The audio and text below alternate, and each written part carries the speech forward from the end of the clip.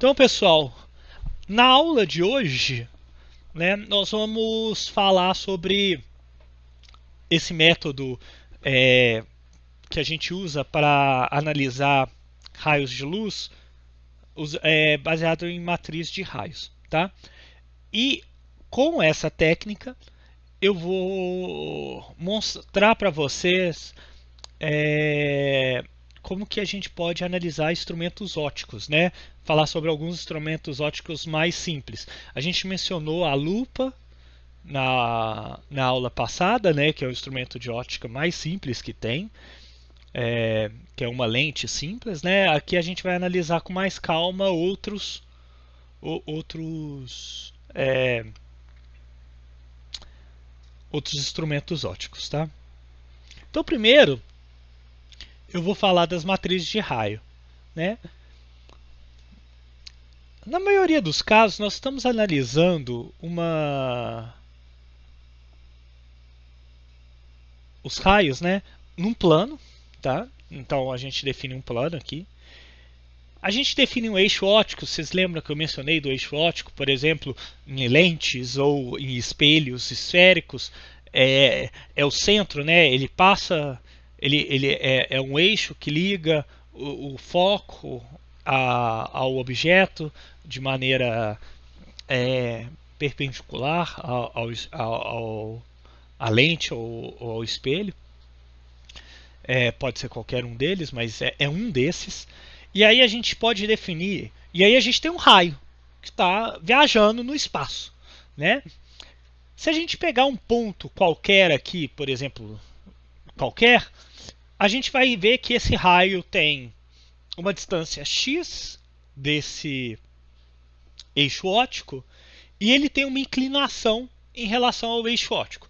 Geralmente a gente usa a, de forma trigonométrica, né? Se está no anti-horário, se o θ é anti-horário, a gente está com ângulo positivo. Se está no horário, né? Então se tivesse se ele afastando do eixo óptico, a gente considera um ângulo positivo.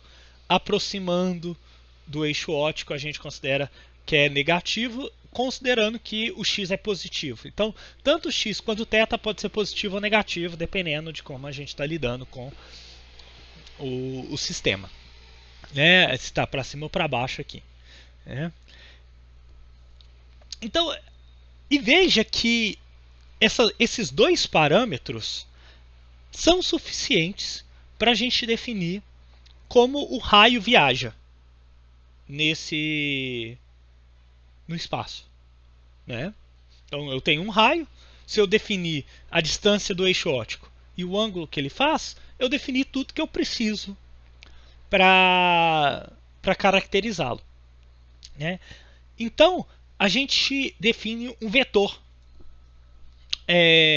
que vai definir esse raio em uma posição qualquer, tá? Em um plano. Então eu defino um plano aqui, ó. Eu defini um plano, né? Passando aqui, tal. E aí eu para cada plano eu defino um vetor x-θ, tá? Beleza. O que geralmente os nossos instrumentos ópticos, né, os nossos elementos ópticos vão fazer? Eles vão de alguma maneira modificar a viagem desses raios, né? Então, numa propagação simples, a gente vai ter um ângulo, alguma coisa que pode modificar o ângulo, deslocar o feixe, tal, né? Então a gente vai ter alguma coisa assim. Então, se a gente for pensar aqui, por exemplo, ó, eu tenho um raio que entra numa posição x1 e no ângulo com uma inclinação em relação ao eixo óptico de θ1. Ele passa pelo instrumento óptico, ele vai sair com, por exemplo, um θ2 e um x2. Tá? O que está acontecendo? Agora não me importa. Me importa genericamente, né? Geral. Então, eu tenho um raio entrando x1 θ1, eu tenho um raio saindo x2 θ2. Tá? Veja que eu tenho então um vetor x1 θ1 de entrada e um vetor x2 θ2 de saída. O que faz eu sair de um vetor, né, tal, e chegar no vetor, em outro vetor? Uma matriz, né? Uma matriz é o que modifica os vetores. Então, eu posso definir o instrumento óptico aqui, né, como sendo uma matriz, né, de raios, que é ou matriz ABCD, dado que a gente geralmente escreve ela assim, A, B, C, D. É uma matriz 2x2, que a gente vai ver agora algumas relações sobre ela, né, como é que a gente monta ela. Alguma dúvida até então? Por que a gente pode definir uma matriz? E por que a gente consegue definir esses raios? Vai ficar um pouco mais claro ao longo da aula, que a gente vai fazendo os exemplos. Então veja o seguinte: eu tenho meu instrumento óptico e eu vou definir uma matriz θm, né? Veja que eu tenho um x2, né? Então eu quero saber como que o x2 muda. Então o x2 pode depender de como era o x1. Então eu posso pensar que é uma derivada em x1, né? Então uma variação dada por x1, que depende de x1. Ah, tá travando aí? Tá, deixa eu... Tá, eu vou tirar o vídeo. Olha se melhora. Se não melhorar, aí eu tirei o meu vídeo. Vamos ver se melhora. Melhorou, gente?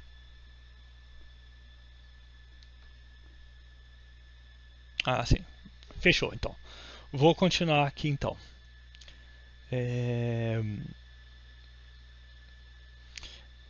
Então tá. Se eu tiver um x2 e eu quero saber como ele está lidando com como que eu chego em x2 a partir de x1 e θ1, eu posso olhar as derivadas, né, aqui. Então, a derivada de x2 com x1, x1, a derivada de x2 θ1, θ1. Isso é a mesma coisa para o ângulo, né? Então eu vou ter o θ2 x1. Então, eu tenho elementos ópticos que podem depender da distância, eu tenho elementos ópticos que podem depender de θ, eu posso ter elementos ópticos que modificam só a distância, eu posso ter elementos ópticos que modificam só o θ, eu posso ter várias coisas, né? E aí eu consigo montar a matriz baseado nisso. Então, né, se eu pensar, se eu tiver essa matriz e fizer aquela operação anterior, né, dos vetores, eu sei o que é o x1, sei o que é o x2, o θ2, sabendo x1, θ1 e como são essas derivadas. É importante a gente ressaltar aqui que a gente está numa restrição, né? A gente tem uma restrição aqui que é as relações são lineares entre esses caras, né? No sentido que o instrumento óptico ele não faz algo muito maluco com os raios, né? A gente está naquelas restrições de os raios, esses ângulos tetas não são tão grandes, a gente o instrumento óptico ele não varia, por exemplo, com x1 e x2, com x1 então se o x1 for muito grande ou muito pequeno, você lembra que a gente fez aquelas aproximações das lentes, que as lentes têm que ser muito grandes relacionados aos ângulos? Então, é esse tipo de coisa que a gente está falando. A matriz M só tem a derivada em relação a x1? Não. Eu pus errado aqui. Essa primeira coluna é x1 e essa segunda aqui é θ1, né? É porque se você for pensar que eu estou pegando aqui, ó, aqui é a coluna aqui, ó, é θ1, eu tenho que fazer essa mudança, tá? É, aqui e aqui estão errados, ó. Eu fiz um Ctrl C, aqui é, né? Aqui são tetas e aqui são todos tetas. O índice está certo, mas eu não mudei para teta. Aqui eu esqueci quando eu fiz o Ctrl C, Ctrl V aqui, tá? Quando eu colocar lá no Moodle os slides, vai ficar. Então, não, tá estranho mesmo. Deixa eu continuar aqui que eu acho que vai ficar mais claro para vocês. Ó. Vou dar um exemplo aqui que aí eu acho que a matriz vai ficar mais clara. Ó, vamos ver uma propagação livre. O x é como se fosse um número. É um número, tá? A derivada vai ser uma função que vai depender dos parâmetros do sistema, do instrumento óptico, tá? A gente vai ver mais para frente como que vai ser. Aí quanto mais coisa, mais elementos tem esse instrumento óptico, mais complexo vai ser essa matriz. Mas a gente vai com calma, a gente vai começar com coisas bastante simples, e o primeiro é o mais simples possível, que é propagação livre. Então a propagação livre, veja o seguinte, se eu tenho um raio que tem um ângulo θ1 e um ângulo x1, eu vou ver que os ângulos θ1, né, de entrada e de saída são os mesmos. Então, eu tenho aqui, ó, θ1 igual a θ2. Tá? Porém, veja que o x2 varia, né? O x2 não é igual a x1. Mas como aqui é uma reta, né, que liga x1 a x2, eu sei que a derivada dessa reta, né, o θ x2 sobre sobre θ x1 é igual a tangente desse ângulo θ1. Como a gente está lidando com, eu falei com vocês que a gente está lidando com ângulos pequenos, a tangente de θ é aproximadamente θ. A gente vai fazer todas essas considerações trigonométricas. Cosseno de θ é igual a 1, seno de θ é igual a tangente de θ, que é aproximadamente igual a θ. Tá? A gente está fazendo essa consideração. Aí aqui eu já estou julgando fazendo essa consideração de θ1. Então, se eu fizer a conta, né, aqui da matriz, eu tenho que o θ1 não varia. Ó, a parte de baixo é a parte que depende, o θ2 depende, né? Como o θ2 não depende de x1, então é zero. Se a gente olhar a equação aqui, ó, tá vendo? θ2, x1 é zero. Deu zero. Como θ1 é igual a θ2, então a derivada de θ2 em relação a θ1 tem que ser 1. Né? Aí eu igualo isso. Fiz a igualdade. Então essa segunda linha é dada por essa primeira equação aqui. Agora vamos olhar a segunda equação. Então a segunda equação, eu tenho que x2 é igual a x1 mais θ1d. Então, se eu derivar em relação a x1 essa equação, eu tenho a derivada é igual a 1. Então tá aqui, ó. Derivada igual a 1. Então, deixa eu fazer aqui, ó.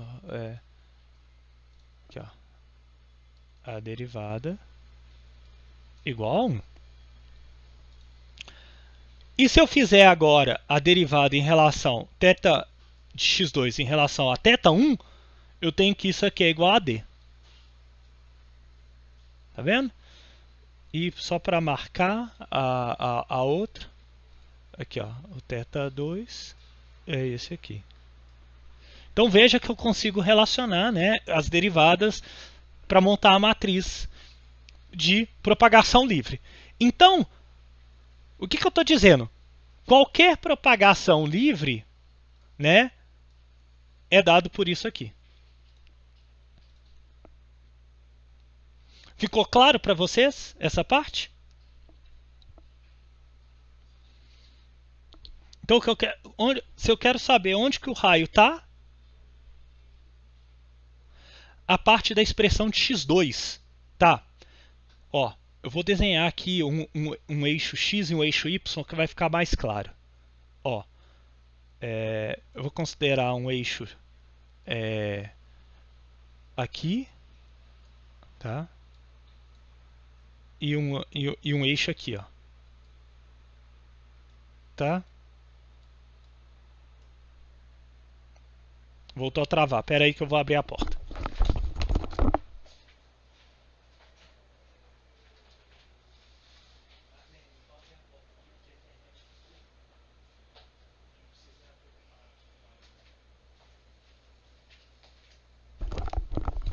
Aí, voltei. Eu acho que vai melhorar agora um pouco. Tá bom? O sinal deu uma melhorada aqui. O Nicolas está escrevendo.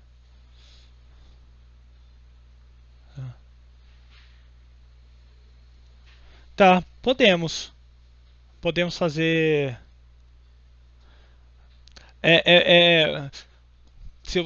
Meu sinal aqui, quando fechou a porta, fechou. Eu vou mudar lá no Moodle para o Google Meet para ver se trava menos. Tá? A única vantagem desse que eu acho é porque eu consigo jogar a minha apresentação sem estar compartilhando a tela. Eu não estou compartilhando a tela porque o PDF já está no servidor, então não passa por mim mais. E aí, quando eu estava fazendo os cálculos de quantos kbytes por segundo estava dando, aqui dá menos do que no Google Meet. Mas a gente na aula que vem a gente pode tentar pelo Google Meet para ver esse travamentos. Tá? Então, voltando à pergunta do Matheus, que ele não entendeu a expressão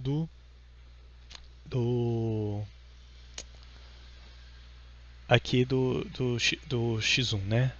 Tá. Ó, pensa que aqui são os nossos eixos, tá?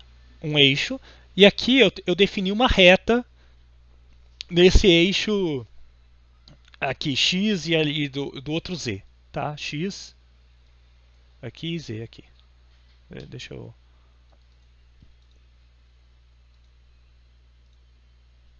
X e aqui z. Tá? Então vamos pegar a expressão da reta, né? A gente tem que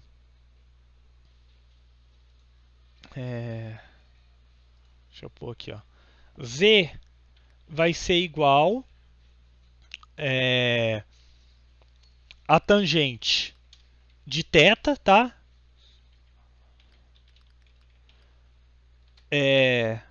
X mais x1.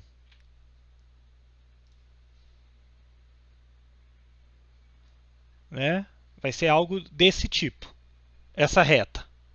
Né? Então,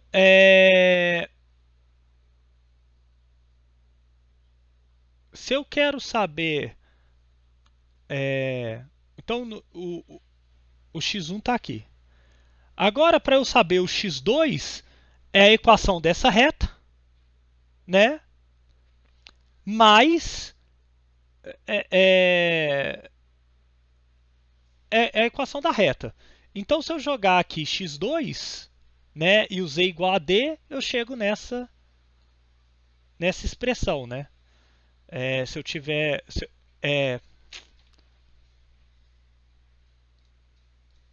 eu chego nessa expressão substituindo o z por d.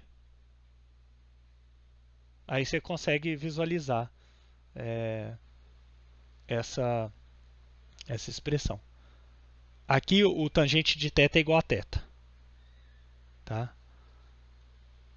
Porque o x2 é isso. Deixa eu ver se está dando certo. X.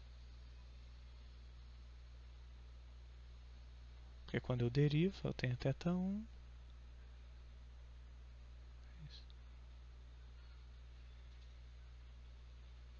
Porque o z vai ser d.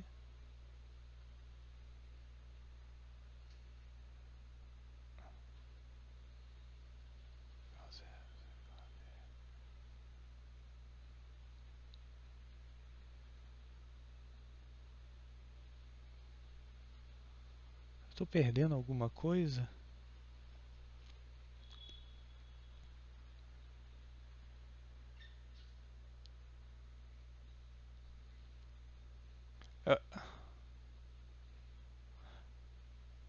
Não, a derivada.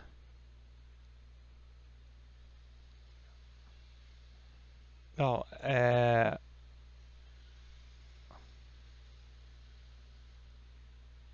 não, é θ. Eu pus errado. É isso que é isso que é a equação. É isso que eu estou pensando. É x é igual a θ. Aí eu já estou considerando que é z mais isso, x1. Isso. Aí quando eu jogo x2, eu pus errado. Como a gente geralmente usa o eixo x como o eixo horizontal, né? Eu confundi. É isso. Então é x igual a θz mais x1. Aqui eu já estou considerando a tangente de θ igual a θ. Isso mesmo, Matheus. Aí você cai nessa expressão aqui. Você cai na expressão aqui. Isso. Tá bom? Eu tava pensando, eu fiz alguma coisa errada aqui. Então foi isso, eu inverti o z com o x. Então a gente consegue chegar. Aqui ó, o d é essa distância aqui ó, no desenho, tá vendo? O d é essa distância entre x1 e x2.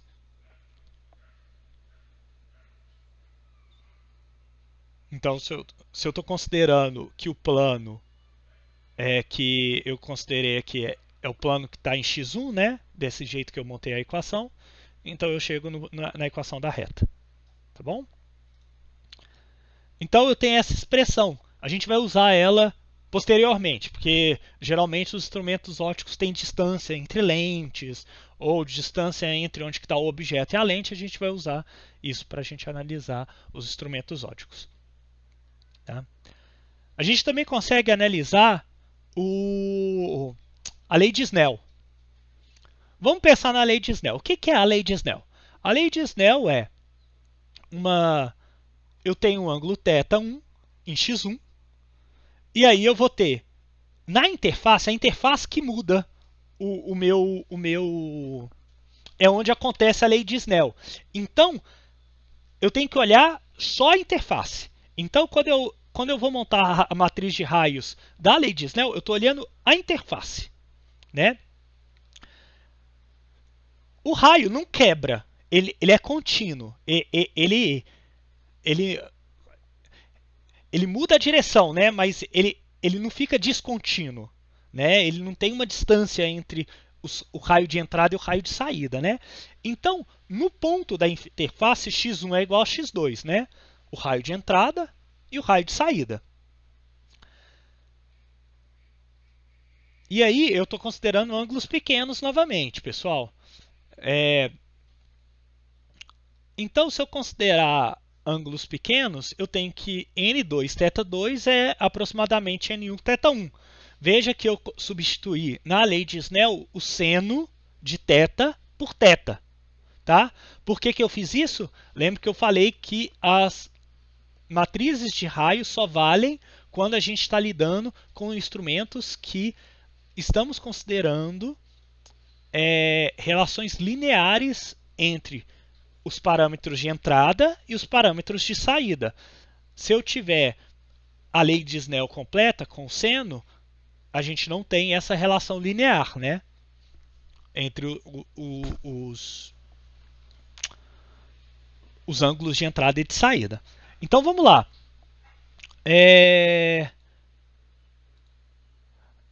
Derivada de x1 em relação a x2 é igual a 1. Tem essa parte. Θ1 derivado x2 derivado em relação a θ1, 0. Temos essa parte. Derivada de θ2 em relação a x1, 0.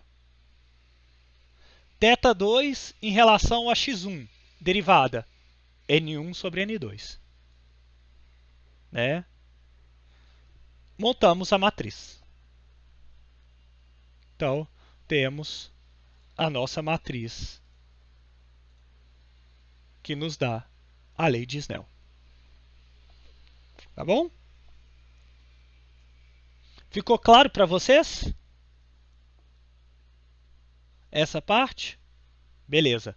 A gente vai começar, a gente vai encontrar primeiro a gente vai encontrar as matrizes dos nossos elementos ópticos, né? A gente encontrou de propagação livre, nós encontramos da lei de Snell. Espera aí que parece que tem uma pergunta. Tá, o eixo óptico é algo que você define. É algo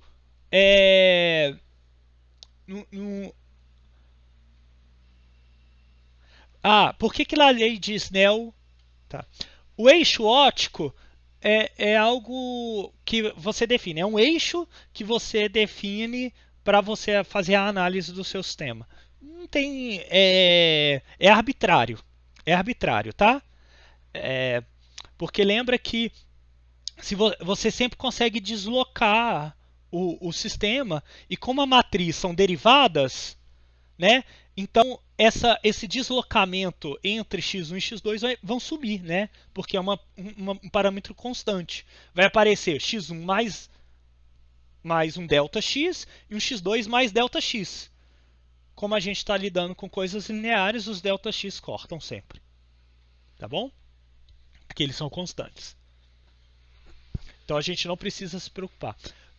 Em especial, por que na lei de Snell a gente tem que x1 é igual a x2? Se a gente está olhando na interface, a gente tem alguma coisa que faz com que antes da interface, logo antes da interface, eu tenha x1 e logo depois da interface eu tenho um x2 diferente, tipo um salto desse raio. Por exemplo, um raio que sai, ao invés de sair do mesmo ponto que está encontrando, saia, por exemplo, daqui assim? Não, né? O raio ele vai ser tipo deslocado, né? O ângulo vai ser deslocado, mas o x1 é no mesmo ponto, né? Nesse pontinho, né? De encontro aqui dos dois raios, né? Nesse pontinho aqui, ó.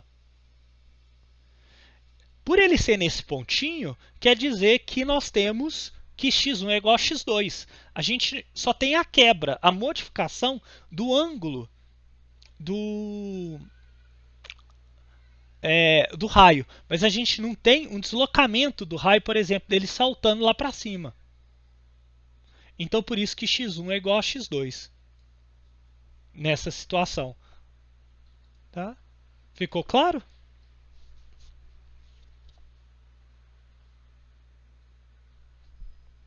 Beleza, ótimo.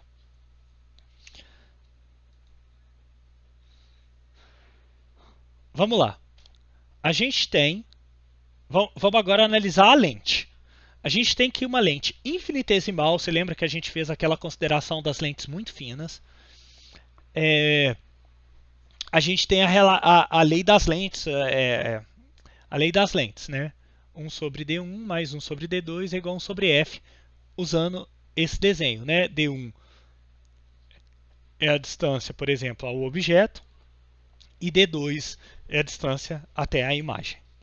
Tá? Beleza, como é que a gente analisa esse efeito? A gente sabe que isso é verdade para a lente. Vamos ver como que a gente vai lidar agora com a lente. Tá?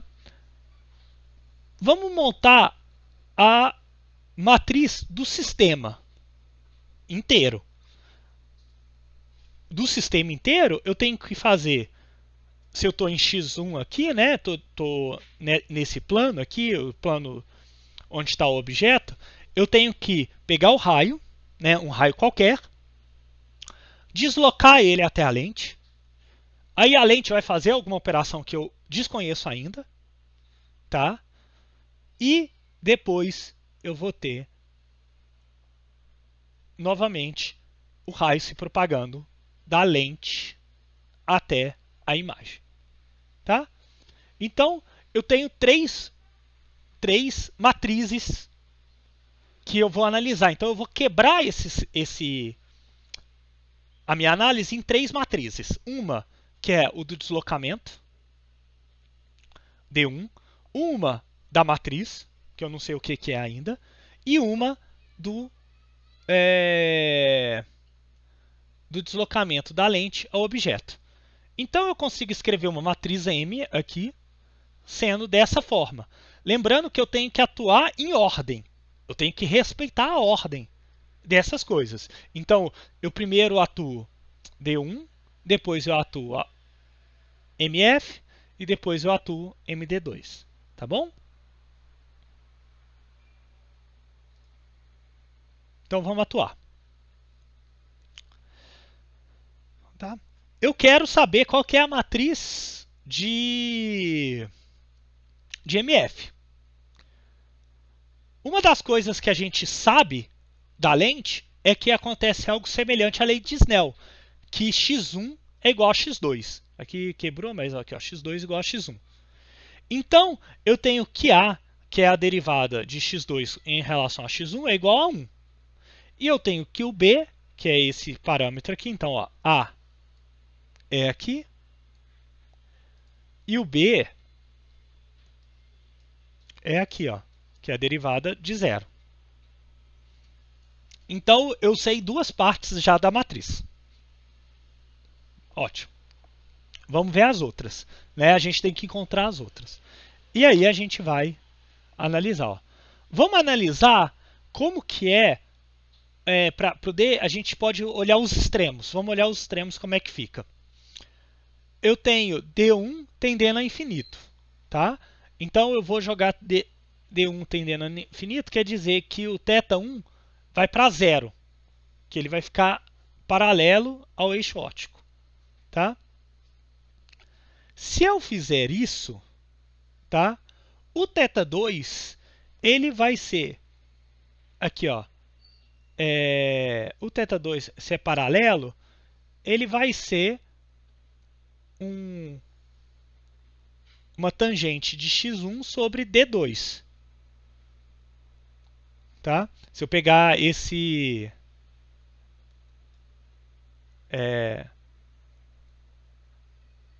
espera aí. θ2 é o x1. Isso. Eu pego no mesma distância aqui. Aí vai ser a tangente de x1 sobre d2. Tá? Considerando que x1 é igual a x2 aqui no meu sistema, tá? Aqui desse ponto, né? Aqui, que vai ser o x1, né? Só para deixar mais claro, eu estou considerando que o raio é paralelo aqui. Então, nesse ponto x1 é igual a x2. E o ângulo θ, ele vai ser um ângulo que passa pelo foco. Tá? Então, o θ2 vai ser um ângulo aqui que passa pelo foco. Então, eu estou pegando esse triângulo aqui, ó, que é um triângulo x1, d2. E eu quero olhar qual que é o ângulo θ2. Então, vai ser que é esse ângulo aqui, ó, né? Desculpa, é esse ângulo aqui. Então vai ser a tangente de x1 sobre x2. Isso é aproximadamente menos x1 sobre f1. O menos, tá, vem do fato que eu estou aproximando do eixo óptico. Então isso vai dar menos x1 sobre f, né? Porque quando eu passo pelo eixo óptico, né, eu tenho que d2 é igual a f, porque eu sei que quando eu jogo um feixe em paralelo aqui ao eixo óptico, ele cruza o eixo óptico no foco. Então eu estou usando essa relação. Então vai dar menos x1 sobre f. Né? Então eu achei uma relação entre θ2 e x1. Eu derivando, eu acho c, que é menos 1 sobre f. Tá? Ótimo. Se eu achei c, eu consigo agora, de outra maneira, achar o d, que é fazendo a aproximação que esses ângulos são muito pequenos. Se esses ângulos são muito pequenos, eu posso considerar que sempre eu vou ter o θ2 aproximadamente igual a θ1. Tá? Que é o caso que o x1 e o x2 se aproximam do zero. Então eles estão muito próximos do eixo óptico, que é alguma aproximação que a gente fez, a mesma aproximação que a gente fez no caso anterior, quando a gente estava analisando por geometria. Os raios. Então eu tenho que D, se θ2 é aproximadamente θ1, eu tenho que D é igual a isso. Por que eu faço esse jogo? Porque uma parte eu consigo encontrar, eu não preciso me preocupar, né? Quando eu jogo D1 para infinito, eu não... Alô, pessoal?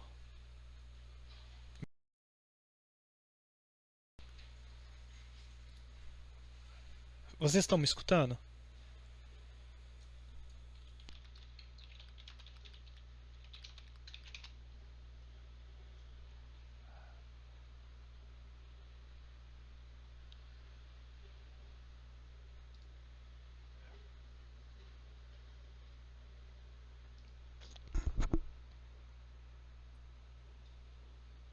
Alô? Alô? Pessoal, eu caí aqui. Vocês estão me escutando bem agora?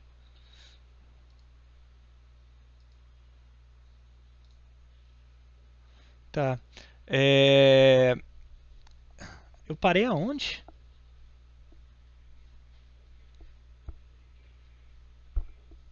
Onde que cortou?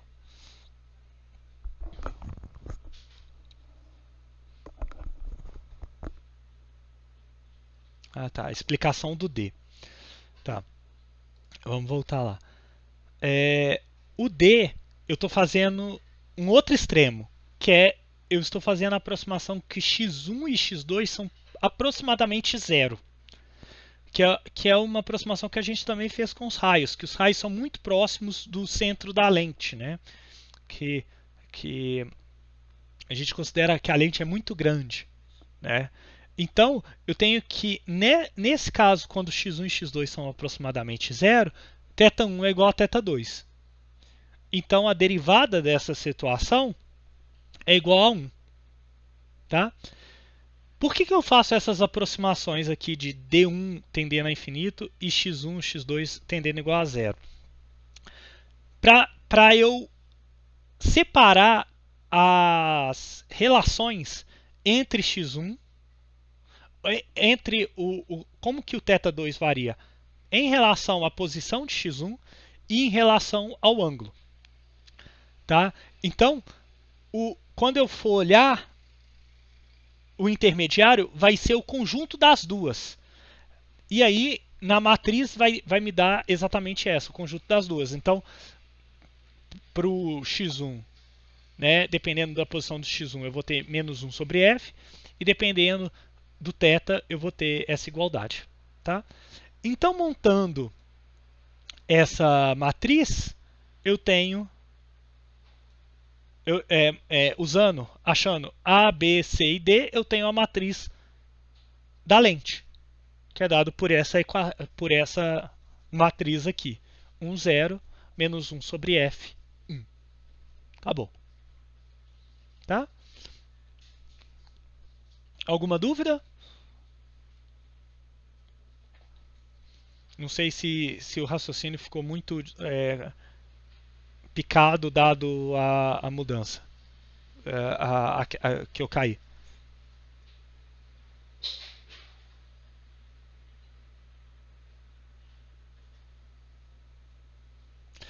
Os pontos extremos, nesse caso, nessa situação, é o seguinte. Pensa que eu tenho um raio que está próximo do zero aqui. Né? Eu estou com ângulos pequenos. Então, qualquer variação desses ângulos, né, relação entre esses ângulos, vão ser muito pequenas. Então, vai ser algo, por exemplo, igual a lei de Snell, seno θ, seno de θ1 igual a seno de θ2, coisas assim. Então, eu faço essa aproximação para conseguir encontrar essa relação de θ2 em relação a θ1.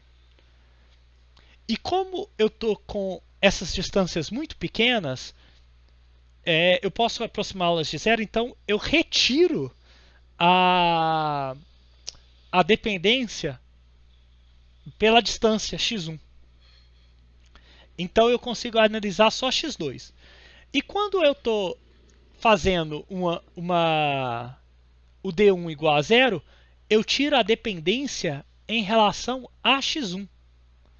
Porque o x1 e o x2 vão ser iguais. Eu tenho algo que é uma relação desse tipo de passar no foco. Então eu consigo retirar a dependência em relação a θ1, porque o θ1 é nulo. Eu retiro essa dependência, porque é uma relação que independente de como está acontecendo, o θ1 não varia, tá vendo? E o ângulo θ2 varia. Então eu estou mudando só x1 e eu estou vendo como que varia x2, sem depender do θ1. Então é isso que eu... Isso. É uma forma de diminuir as incógnitas. Isso mesmo. Então, nesses extremos, eu tenho uma dependência que é só de θ1, é só de x1. E no outro caso, né, no segundo caso, eu tenho uma dependência só de θ1. Então é por isso que eu faço dessa forma. Tá? É uma maneira de encontrar aqui para vocês isso. Beleza. Mas eu encontrei a matriz da lente. Agora vamos fazer a conta da lente. Então eu tenho que o m é isso, certo? O m para a propagação do plano D1 até o plano D2, né, passando pela lente. Então eu tenho essa matriz aqui. Tá vendo? Então, se eu quiser saber x2, é só aplicar qualquer x2 e θ2, dado que eu tenho x1 e θ1. Então, veja que aqui é como se eu estivesse fazendo para todos os raios. Como eu estou fazendo para x1 θ1 genérico, eu estou fazendo para todos os raios. Tá? Então, eu acho essa relação aqui, entre x2 e θ2. Tá? E aí eu tenho isso aqui. Beleza. Professor, mas o que isso significa? Você fez uma conta aí matemática. Não consegui tirar nada. Vamos ver direitinho o que está acontecendo. Tá? Essa matriz MF, aqui no MF. Não tem esse F aqui não. É o M. É a multiplicação dessas três matrizes.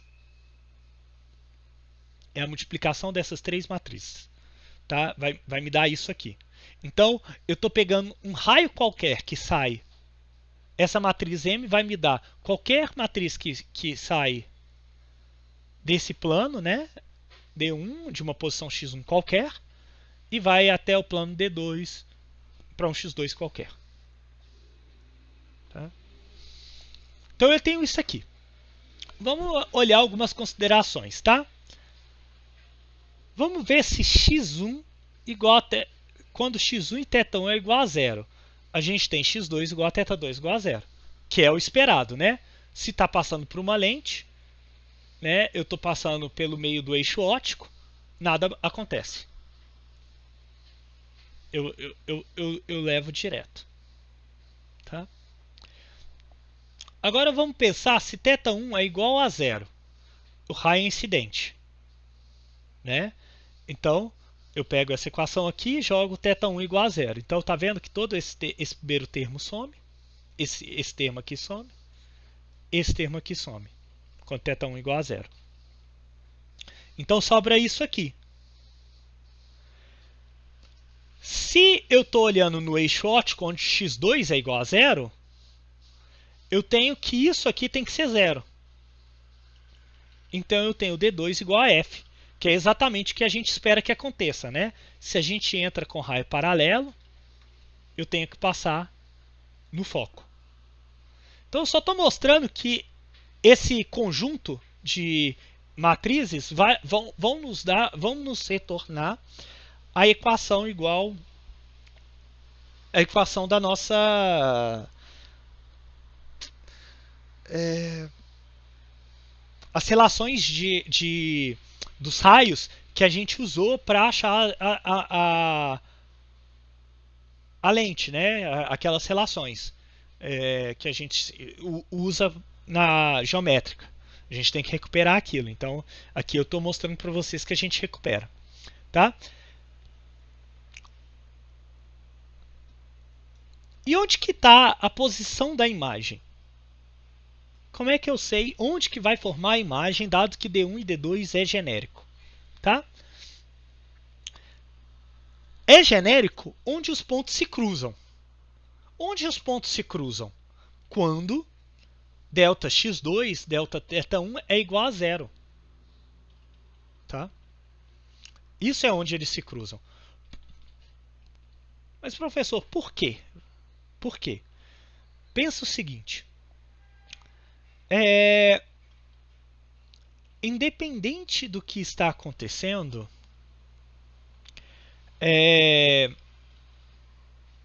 eu quero que os raios, independente, você lembra que quando a gente falou, ó, a imagem é formada onde os raios se cruzam. Onde os raios se cruzam. Se eu tenho um x2 que independe de θ1, quer dizer que todos eu não tenho uma dependência nesse ponto, né, de x2. Qualquer raio que chega nesse ponto, né, ele tem que cruzar, porque é independente de θ1. É independente de como o raio está chegando. Aqui já passou pelo elemento óptico, mas como esses raios, como é que eu sei onde estão esses raios? Né? Como eles chegam aqui? Não é a dependência de θ1? Então, eu tenho que sumir com a dependência de θ1 para que isso aconteça. Porque o x2 está mudando, o x1 está mudando, mas o θ1 não. O θ1 sempre está chegando nesse ponto. E isso vai nos dar onde está formando a imagem. Então veja que a partir dessa matriz M, aqui deixa eu cortar de novo, se eu souber esse elemento, eu sei onde que está formando a imagem. Esse elemento aqui vai me dar onde forma a imagem. Então eu pego esse elemento, igual a 0, eu vou saber onde está a imagem. Então vamos fazer essa conta. Então eu tenho D2 que é igual a D1, 1 menos D2 sobre F. Eu tenho então, abrindo aqui, eu tenho isso aqui. Fazendo a continha, né? Aqui, eu chego que isso aqui é verdade. 1 sobre D1 mais 1 sobre D2 é igual, menos 1 sobre DF é igual a 0, que é exatamente a relação de objeto-imagem das lentes. Tá? Então, esse termo aqui nos dá como é a formação da imagem. Então, veja que a gente nem precisa aplicar a matriz nos vetores. Só da gente montar a matriz, a gente já consegue saber onde que está sendo formada a imagem. Beleza? Alguma dúvida nessa parte?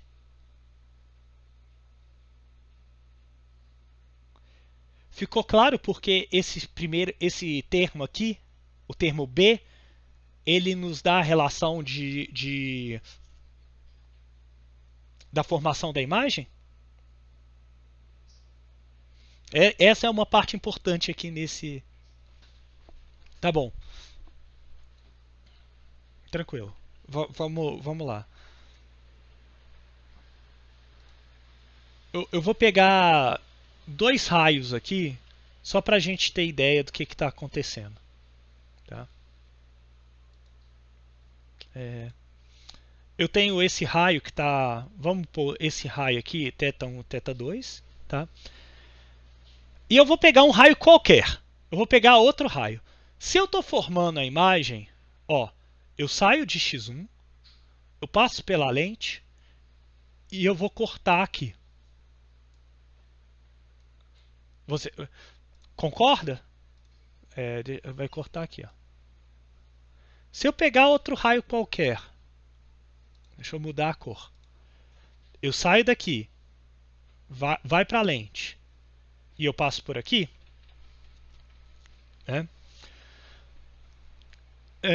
Você lembra que a gente fez essas contas? Eu estou pegando raios quaisquer aqui. Né? Então eu saio da posição x1, que é onde está cruzando, que é onde está meu objeto. E aí eu estou desenhando diferentes raios que vão se cruzar em x2. Vocês lembram que eu mencionei na aula passada que onde os raios estão se cruzando é onde está formando a imagem? Lembra disso, né, Nicolas? Que a gente mencionou isso na aula passada. Veja que se isso está acontecendo, eu tenho que x1 é fixo, x2 é fixo. É um x1 qualquer, é um x2 qualquer. Mas θ1 é qualquer um, é independente. Eu não tenho essa dependência mais de x2, de como os raios estão saindo. Então, independente de x2, independente de θ1, eu sempre estou chegando em x2. Logo, se eu não tenho essa dependência, a derivada de x2 em relação a θ1 tem que ser nula. Então, por isso que a partir dessa relação, eu consigo achar a relação entre D1, D2 e o foco da lente. Tranquilíssimo, tranquilíssimo. Né? Beleza. A gente viu como são essas formações e a maioria. E aí agora a gente vai estudar os instrumentos ópticos. Então a gente sabe como usar as matrizes de raio agora para a propagação da luz a partir de lentes. E a gente vai ver que vários instrumentos ópticos são usados para para formação de imagem, né? E para formação de imagem a gente geralmente usa lentes e espelhos. Ah, só mencionando uma coisa. Essa relação que nós utilizamos para que a gente encontrou para lentes aqui, tá? Ela vale para espelhos espelhos esféricos, tá? Tudo que eu fiz vale para espelho esférico. A diferença é como que os raios vão. Então, em vez dos raios passarem, os raios vão ser refletidos, tá? Mas a conta é a mesma, tá? Aí, se lembra que a gente na aula passada encontrou que a relação de foco é a mesma, né? De formação de imagem, depende do foco do mesmo jeito para espelhos esféricos e para lentes. Então, a matriz que descreve os espelhos esféricos e as lentes são iguais, tá? Então, só para a gente lembrar isso. E aí, voltando para instrumento óptico aqui. Então, os instrumentos ópticos aqui que nós vamos analisar nesse contexto são instrumentos de formação de imagem. Então, a gente quer, ora, ampliar o objeto, ora, reduzir o objeto, ora, tentar visualizar contraste, né? Resolver o objeto que está muito distante. Ou tentar fazer uma imagem onde está um detector, né? Por exemplo, numa foto. Então, numa câmera fotográfica antiga, num filme de filmagem. Num celular atual, a gente vai ter um conjunto de lentes que vai formar a imagem no plano lá da CCD. Então a gente tem esse tipo de coisa, né? E veja que instrumento óptico está no contexto da nossa vida, esse tipo, né, que usa lentes, em toda a nossa vida, né? Se alguém usa óculos, que é, por exemplo, no meu caso, tipo primordial. Eu sempre estou com óculos, né? E eu gosto de colocar essa figurinha aqui, né? Que é um instrumento óptico que ele dá uma personalidade, né, para personagens que é difícil a gente pensar num personagem que não tá com óculos, né? Para mim, os dois mais icônicos é o Harry Potter, né? E o Morpheus do Matrix, que são óculos que tipo, não tem como não lembrar do personagem sem pensar no óculos, né? Nesse instrumento óptico que a gente tá lidando, né? Então, veja que esses instrumentos ópticos estão no nosso cotidiano e vamos ver como é que a gente consegue analisar eles. O primeiro instrumento óptico que a gente pode pensar é o olho, né? O olho é um instrumento óptico porque ele é um instrumento de formação de imagem, né? Então a gente tem um objeto, ele vai passar pelo nosso olho, a luz vai entrar pelo nosso olho e vai ter uma formação de imagem no fundo do olho, né? Quem que são esses? Quem está lidando aqui, né? O que a gente está lidando? A gente está lidando com duas lentes, tá, no olho. Então vamos pensar aqui. Então a gente tem a córnea, tá? E a gente tem o cristalino, tá? A córnea é uma lente fixa, que ela protege o olho também. Ela é uma parte de proteção dos olhos, tá? Ela fica logo depois de onde tem a secreção das lágrimas, né? Que deixa o nosso olho molhado, tá? Pensando de fora para dentro, né? Aqui depois pensando de fora para dentro. E internamente a gente tem o cristalino. Esse cristalino é onde que a gente tem uma lente que ela varia, né? Então, quando a gente está, por exemplo, a gente está focando aí, vocês estão focando na tela. Então vocês estão vendo meio que está embaçado em volta, mas a tela está com a imagem nítida. Aí você foca, por exemplo, atrás da tela, na sua parede, numa janela que está atrás de você. Aí você vai ver que a tela já não fica tão nítida. O que está mudando aí? Né? É, você tem uma distância dos objetos que estão mudando. Então, para formar a imagem no mesmo lugar que é no fundo dos olhos, a gente tem que mudar o foco da lente, do olho. E quem faz isso é o cristalino. O cristalino é uma geleia, como se fosse uma geleia, que tem os músculos dos olhos que faz com que a gente afine ele ou deixe ele mais grosso.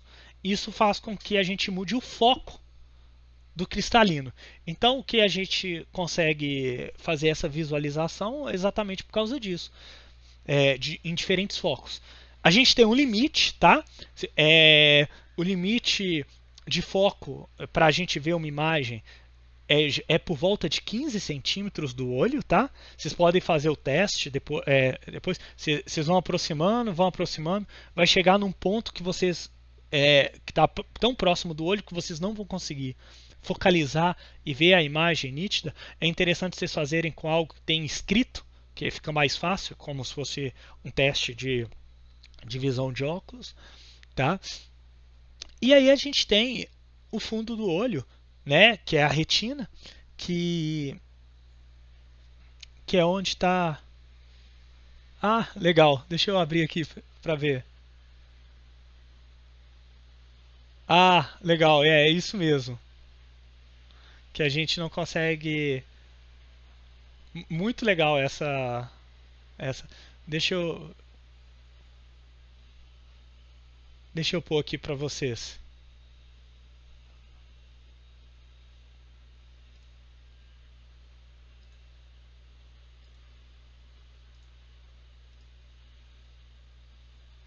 Aqui tá. Aqui, né? Que ele vai mudando, né? E vai mudando, vai passando para formação de imagem. Aí chega por volta, que aí a imagem para de formar depois de uns 15 centímetros. É bem interessante aqui esse aplicativo.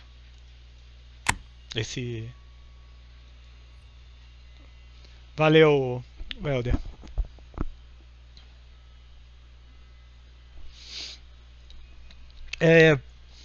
Então a gente tem isso.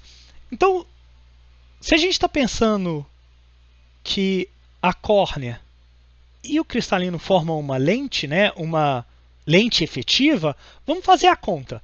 No caso da córnea e do cristalino, são lentes muito próximas. Então a gente pode considerar que a distância entre elas é nula.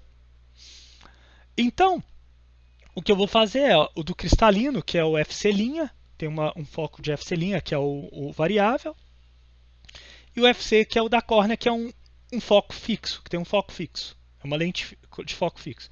Então a gente tem isso aqui, e se a gente tiver essa distância igual a nula, a gente tem que é como se a gente estivesse calculando a soma de resistores em paralelo, né? Que é 1 sobre o F do olho é igual a 1 sobre F do cristalino sobre 1 sobre F da córnea. Tá? Beleza. Alguma dúvida até então?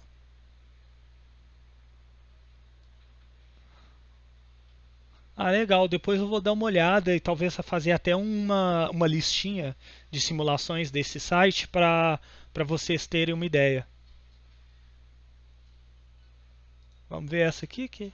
Ah, legal. Legal. Aqui tem várias. A gente dá uma olhada depois, eu faço uma curadoria para vocês.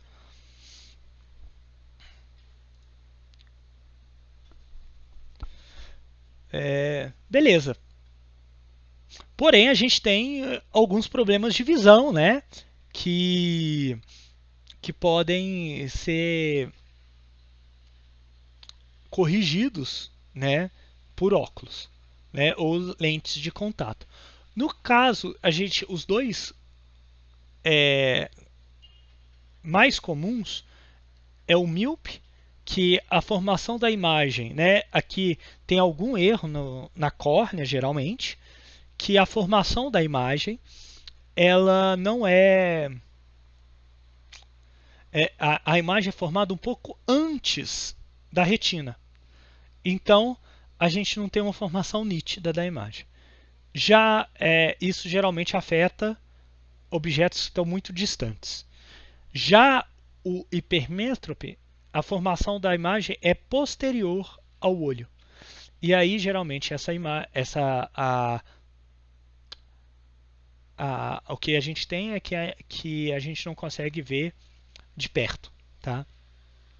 Esse aqui, o hipermétrope, é semelhante também, né, a vista cansada, mas no caso da vista cansada, ao invés de ser uma mudança na córnea, geralmente é uma que os músculos do cristalino ficaram frouxos. Então você não consegue fazer um foco muito grande. Então você não consegue apertar o cristalino, né? Fazer o músculo apertar o cristalino para aumentar o foco, para diminuir o foco, para você conseguir ver algo mais próximo. Então é isso que está acontecendo. A gente tem a hipermetropia também, a hipermetropia não, o astigmatismo, mas o astigmatismo é uma distorção de eixo, tá? É como se além a córnea sua tivesse dois focos distintos, um na direção, por exemplo, X e outro na direção Y. Né? Um na horizontal e outro na vertical. Então você tem uma lente que não é exatamente esférica, é uma lente meio cilíndrica, elíptica. E aí a hipermetropia é corrigida com outros tipos de lentes. A miopia, a hipermetropia e a vista cansada são corrigidas com lentes esféricas, que é a que a gente está estudando aqui. O astigmatismo é corrigido por lentes esféricas, cilíndricas, que aí faz com que a gente faça essa correção de eixo. Geralmente, se alguém tem astigmatismo, que é o meu caso, vocês vão ver que tem um ângulo de eixo x, y lá, que é como se os eixos não fossem ortogonais, eles têm uma leve inclinação. É como que a gente analisa esse tipo de problema. Tá? Na lente de contato, né, a gente pode analisar o foco efetivo fazendo a mesma conta. Como as distâncias são diretas, vai ser o foco do olho, né, que vai ser só essa, colocando mais uma lente de distância nula. Né? Então, o efetivo para a gente corrigir por lente de contato é dessa forma. Então, veja que o foco para uma lente de contato e o foco para um olho, para corrigir o mesmo problema, ele tem que ser distinto. Por que ele vai ser distinto? Porque as lentes ficam em posições distintas. Tá? Então a gente vai ver isso aqui. Tá? Para a gente analisar o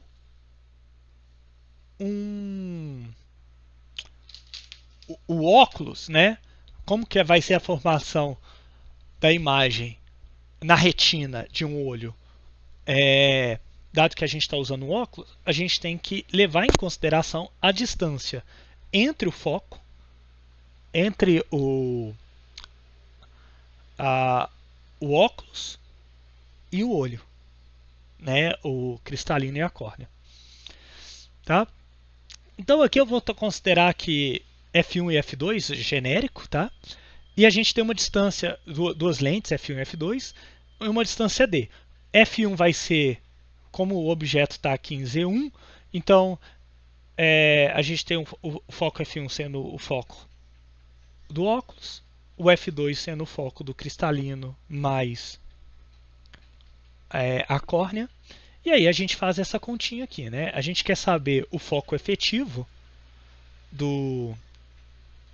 desse conjunto. Né? Se eu não estou preocupado com a propagação de chegada e a propagação de saída, eu vou olhar só lente de deslocamento dos raios entre as lentes e a lente de saída. a gente não precisa nos preocuparmos com como que vai ser o Z1 e o Z2, a princípio. Tá? A gente quer olhar o foco efetivo, que é isso que vai ser importante para a gente analisar. Então a gente faz as continhas aqui, né? Usa as matrizes que a gente calculou, né? A das lentes, o 1, 0 menos 1 sobre F0 é 1. E o do deslocamento, 1D, 0, 1. Tranquilo, faz a multiplicação das matrizes aqui, simples. Chegamos nessa equação. Tá? A gente chegou nessa relação aqui. Quem que dá o foco efetivo do nosso instrumento? O foco efetivo, quem nos dá é a componente C. Por que é a componente C? Lembra que a variação da lente em si não depende de x1, não depende de x2. Né? O x1 igual a x2, tal, essas coisas. Então o C, que é o que dá o 1, menos 1 sobre F, é o que vai nos dar a lente efetiva. Tá? Então se a gente substituir o C, né, que é menos 1 sobre F, numa lente, e eu igualar a isso, né, eu tenho essa relação aqui.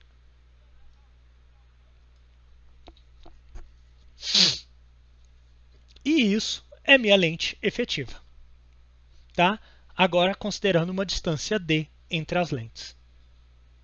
Então veja que o foco, né, entre as lentes pode ser maior ou menor dependendo da distância d, geralmente é menor. Né? Beleza? E aí vem a pergunta que vocês fizeram no começo da aula, né? Como é que calcula um foco efetivo de uma lente de duas lentes com uma distância d? Monta a matriz, o C vai te dar a lente efetiva, o foco efetivo. Tá bom? Beleza. A gente já... aí aqui, só para a gente terminar, a gente viu que o B, o B aqui, né, da matriz ABCD, nos dá a distância, onde que está a formação da imagem. O C me dá qual que é o foco efetivo do meu sistema. E o A e o B? O A e o B estão associados a... O A está associado à ampliação linear, tá? Então, se a gente fizer as contas, vocês vão ver que a gente sempre vai chegar em uma grandeza que vai nos dar essa amplitude, essa magnificação linear, que é aquelas que a gente calculou lá atrás, tá? Lá no nosso, usando os raios, né? Que a gente viu a diferença das alturas, né? A razão entre as alturas está relacionado à razão entre as distâncias, né?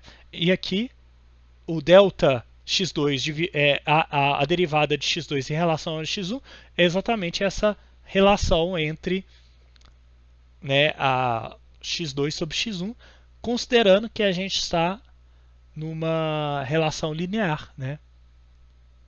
Então a gente tem uma ampliação linear, a gente está na aproximação linear entre a relação entre x1 e x2, θ1 e θ2. E a gente também tem uma ampliação angular, tá? Que é essa aqui, que também é uma ampliação possível, e tem alguns instrumentos que usa, ao invés de você se preocupar com ampliação linear, você se preocupa com ampliação angular. É comum, por exemplo, em telescópios, essas coisas que a gente está olhando, coisas que a gente quer ver. A gente não está preocupado com aberrações. O que eu estou te chamando de aberrações? Por exemplo, se a gente for pensar naquele Bubblehead, né, que é um jogador, geralmente, que tem um cabeção comparado ao corpo. Isso aí não é uma ampliação linear, né, na verdade, uma redução linear. Mas a gente pode pensar que é uma redução angular, que é uma redução que eu consigo ainda caracterizar o que está acontecendo, mas eu não tenho, as distâncias param de serem as mesmas. Então, no caso aí, a cabeça é muito maior do que o corpo, né? A proporção da cabeça é muito maior do que o corpo. Então, eu perco essa ampliação linear, mas eu ainda consigo visualizar pela ampliação angular. Então tem algumas coisas que eu não estou preocupado com distâncias, né? Mas eu estou preocupado em nitidez. A gente pode usar ampliação angular para isso, tá? E aí, mencionando o do óculos, né? Aí voltando ao óculos, se eu souber as distâncias que eu tenho, né? Essa distância entre o óculos e o olho é padrão, a gente considera uma distância padrão. A gente vai ter a gente sabe qual que é o foco do óculos que vai corrigir o nosso erro, o nosso problema de visão. Se eu preciso de uma lente maior, menor, tal, a gente vai conseguir visualizar isso, tá bom? Alguma dúvida até então?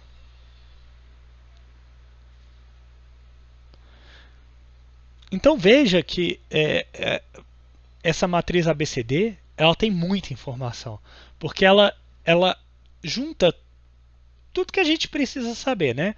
Ampliação das imagens, onde forma a imagem e qual que é o foco efetivo do sistema. Tá? Telescópio. Então vamos para outro instrumento óptico que é o telescópio. O telescópio geralmente é usado para ver objetos distantes, né?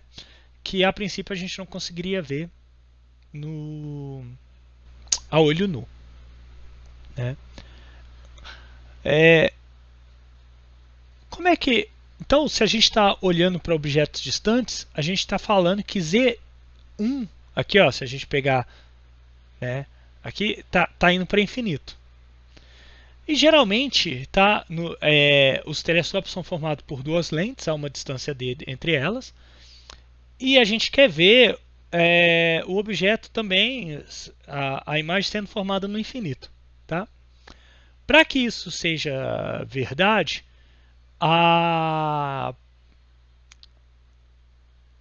as lentes F1 e F2 compartilham um ponto de foco.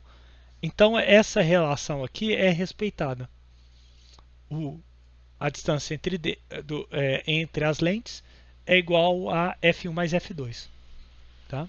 Então elas compartilham um ponto de foco.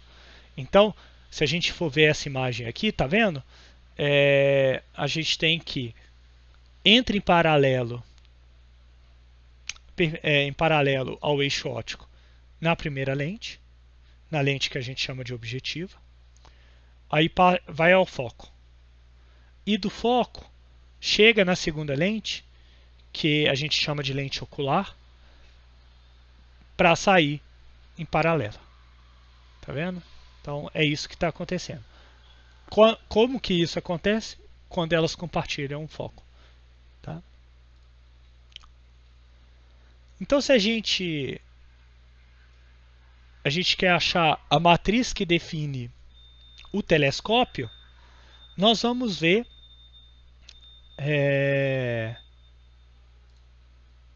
isso aqui, ó. Né? Lembra que eu estou olhando só o instrumento, então eu olho logo, eu estou olhando o foco da lente, a posição logo antes da lente, da primeira lente e logo depois da segunda lente. Então isso é o meu instrumento. Onde o objeto vai estar, essas coisas, independe. Aí a gente vai ver caso a caso. Mas o instrumento em si é só entre os focos. É só entre as lentes. Né? Se a gente for pensar no telescópio, na imagem do telescópio, é isso que a gente está vendo. Né? Então, se a gente faz a multiplicação dessas continhas, considerando que o D é igual a F1 F2, a gente já fez. Né? É só pegar essa equação aqui e julgar que D é igual a F1 mais F2. É isso que a gente está fazendo. Aqui. Então a gente tem isso aqui. Então veja que a gente tem uma amplificação linear, tá? dada pelo parâmetro A, que depende de como é o f2 e o f1. Tá? Então veja que para a gente ter uma ampliação, o foco da lente 2 tem que ser tem que ser maior, né, do que o foco da lente 1. E é isso geralmente que acontece para a gente ter uma ampliação, né? Ou se a gente tem uma diminuição, né? A gente pode pensar também na diminuição. Então, o telescópio pode ser usado também dessa forma. Tá? Tem alguns usos em ótica no laboratório que a gente quer diminuir o objeto sem distorcê-lo. Aí a gente usa uns telescópios assim. Tá? A gente tem a formar onde está sendo formada a imagem, né? F1 mais F2, mas aqui em especial, se a gente for pensar mesmo, como a gente está jogando para infinito, onde a gente vai ver a imagem sendo formada é no infinito também. A gente tem se a gente tem uma ampliação linear, no caso do telescópio, a gente tem uma diminuição dos ângulos, onde que a gente pode ver isso? Se a gente for pensar nos raios aqui, né? O tamanho do objeto. Então, eu vou ter um objeto maior, então a gente consegue pegar raios que estão mais distantes, né? Com ângulos maiores, e aqui eu vou ter ângulos menores, e aí vice-versa.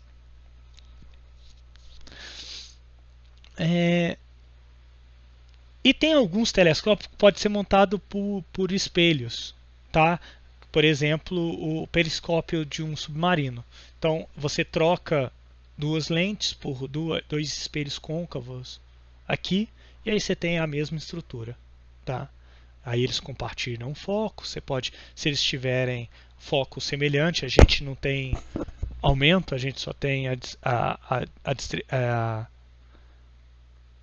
gente vai ver só o objeto sem ter aumento. Mas se a gente quiser aumento ou diminuição do objeto, a gente pode fazer esse tipo de coisa aqui, tá? Com periscópio. Alguma dúvida aqui?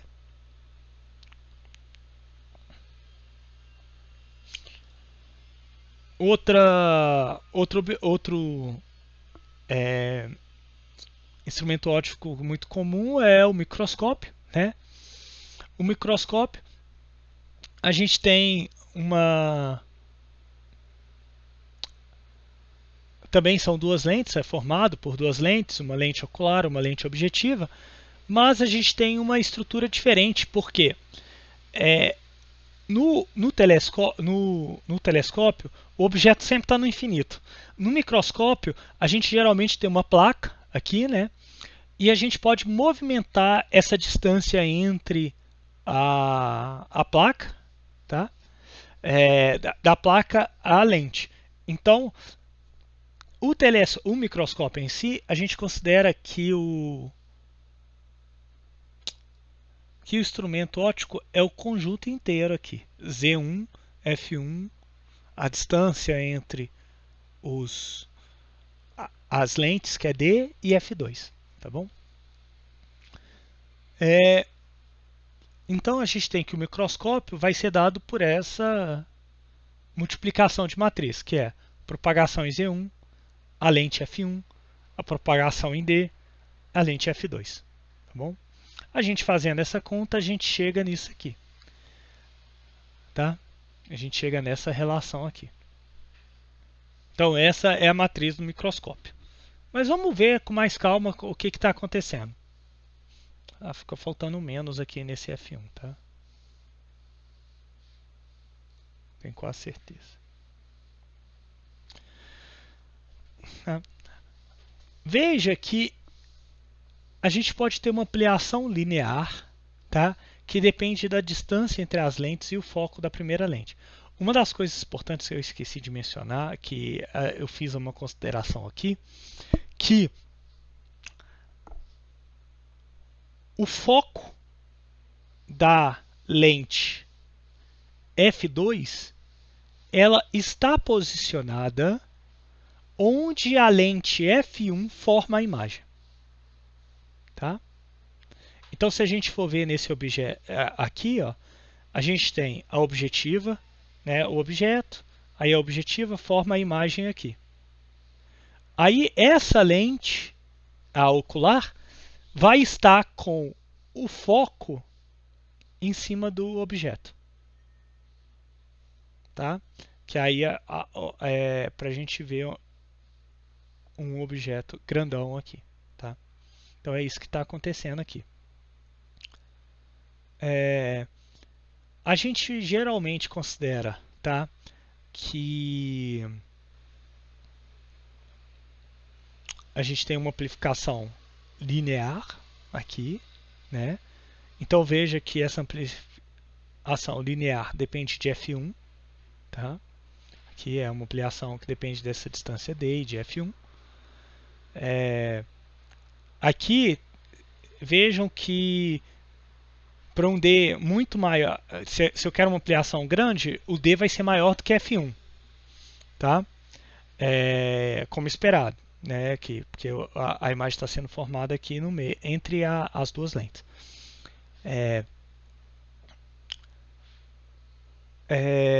E é negativo aqui porque a imagem é formada de cabeça para baixo, tá? Então, lembrando aquela relação que se o ml for negativo, a imagem é formada de cabeça para baixo. Mas o microscópio, geralmente, a gente não está preocupado com ampliação linear, a gente está preocupado com ampliação angular. Porque a gente quer aumentar, a gente quer nitidez, a gente quer ver as coisas nítidas, mas a gente não está muito preocupado em distorcer a imagem. A gente quer ver algo muito pequeno. E aí, geralmente, é a magnificação angular que a gente está preocupado. Tá? Aqui, a gente considera que os focos são muito curtos, tá? Eles são muito pequenos para a gente ter uma ampliação muito grande. Tá? Então, geralmente, a gente está falando aqui de milímetros de foco, coisas bem pequenininhas mesmo. Tá? Focos bem pequenos, bem pequenos. E aí, se eu tiver que os focos são muito pequenos e o meu Z é muito grande. Esse Z se eu me lembro, é esse Z aqui, tá? É o Z1. Esse Z é muito grande comparado aos focos, tá? Então, eu posso descartar essa primeira parte, tá? E eu vou ter que essa distância, como o Z1 é grande, essa distância D também é grande comparado aos focos, tá? Dado a minha relação das imagens e da posição das imagens. Então eu também posso descartar esse D, porque esse F1 e F2 comparado a D. Então eu só fico com essa parte D. Então eu vou ficar DZ sobre F1 e F2. Então a minha ampliação angular num microscópio geralmente é dado por ZD sobre F1 e F2. E isso me dá essa ampliação angular que é geralmente bem grande. Né? A gente consegue coisas 10.000 vezes. Geralmente o microscópio você consegue montar com tanta ampliação que o que vai restringir o que você vai ver são os comprimentos de onda que você está usando, porque você começa a ter difração, né? E aí você para de ver a imagem por causa da difração, não por causa que você não consegue ampliar mais. Tá? Então é uma restrição que tem no microscópio. E no microscópio a gente tem alguns ajustes que a gente tem que fazer para sempre encontrar o objeto corretamente, que é essa distância, né, entre a placa e o objeto, e a gente tem um ajuste, né, das lentes, das distâncias entre as lentes, para a gente encontrar essa posição que a lente 2 está focada, está, está com foco na imagem da lente f1. Então a gente tem esses ajustes, se a gente for comparar o telescópio com o microscópio, a gente precisa de muito mais ajustes. O telescópio geralmente é algo mais fixo, né? Tá bom? Pessoal, é isso que tinha para falar com vocês. Alguma dúvida?